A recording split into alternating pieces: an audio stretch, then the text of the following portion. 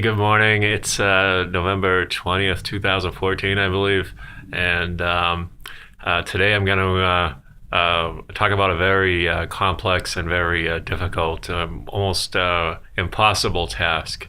And I guess I'll title it How to Beat Me at Words with Friends or Scrabble, whatever you want to call it. I generally call it Scrabble, but I think for lawsuit purposes that Facebook has come up with their own version. It calls it Words with Friends.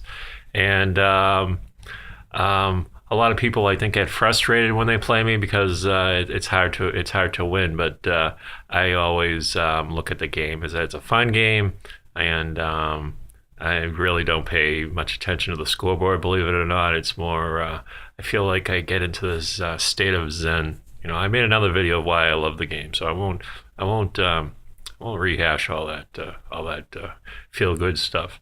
I'll just get right down to brass tacks. How are you gonna beat me? Well, I would start your day off by going to church. Then do your penance. When the priest tells you to do your 10 Hail Marys and 15 Our Fathers, and yeah, you just gotta say yeah. But how am I gonna beat Luke at Scrabble? How's that gonna help me? Um, so I'm not necessarily going to tell you how to beat me, but just some strategies that may help your game a little bit. But I'm not going to tell you all my secrets because then that's just like that'd be just like the Penn and Teller telling you all how they do all their magic tricks, right? I mean, you don't want to know all that stuff, you know. Um, anyway, so basically, I've been playing, since I was a kid, so I think that helps. The old version, the games you'd play at the at the dining room table, and then one person gets pissed off at a move, and you just dump the table. So you can't do that on the computer version, which sometimes frustrates me that I can't just get up and go, whoops, there goes the Scrabble game.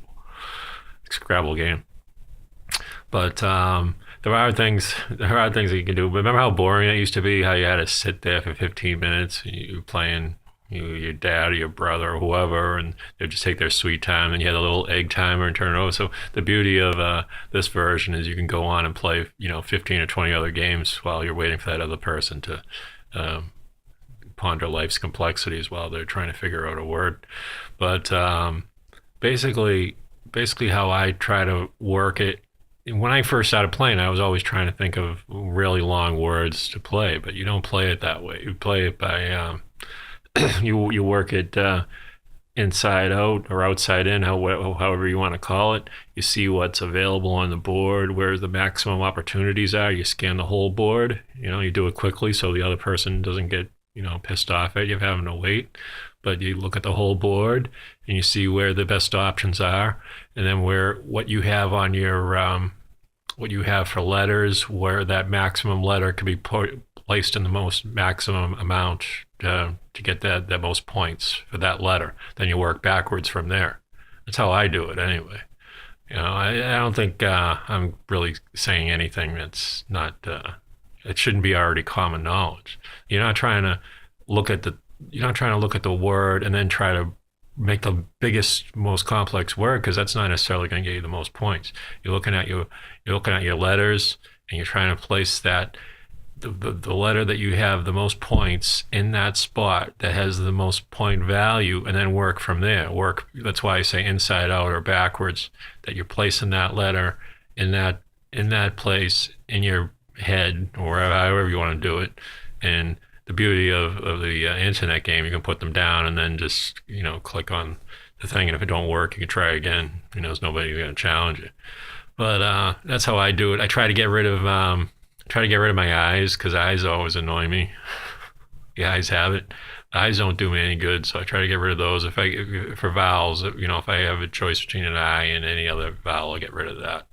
I like to hold on to my A's. They seem to be the most popular letters to get you the best chances of playing, getting points. Um, what else? Yeah, try to keep it. It's kind of hard to keep an even distribution of vowels and consonants, but try to do that if you can. Um, you don't want to blow your load, as the expression goes, on one word with all your good letters, and then have nothing left on the follow up on your next turn. So if possible, don't waste letters that have a ton of value for nothing. You don't place them on spaces that aren't going to get a double or a triple letter. You don't save it for the next turn. You know, save it for a rainy day. But sometimes it's unavoidable. Get a whole tile of consonants or a whole tile whole tile full of vowels, and there's really nothing you can do. So you just got to kind of do what you can and just kind of ride the wave. Some games, no matter what you do, you're going to lose because it's just the randomness of the distribution is sometimes annoys me. I wish that they would develop it that the algorithms or whatever the word you would call it would distribute would give a more even distribution some games. And that goes both ways. I don't like it when I'm just getting all these great letters and then just smoking the next person. But there are ways to combat that. You can if you're getting bad letters, throw them all back in, get 7 more or whatever. I try not to do that though, because I feel like I'm kind of, it's not cheating, but I'd like to just play it straight up. Whatever I get, I play. And I know some people are cheating when they play me and whatever. They have to live with that. I kind of take it as like, oh, hey, if they gotta cheat, well, I must be that damn good.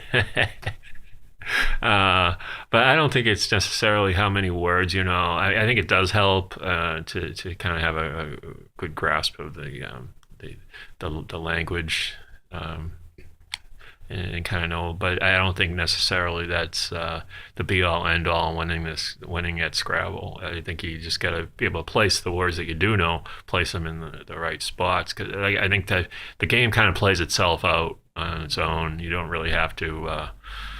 I don't think you have to think too much. I think I don't know an extreme amount of words. I play my cousin. He knows this stuff that he knows, these words. I don't know where they're coming from. And talk to him about that sometime because he don't strike me how he knows all this stuff. I don't know.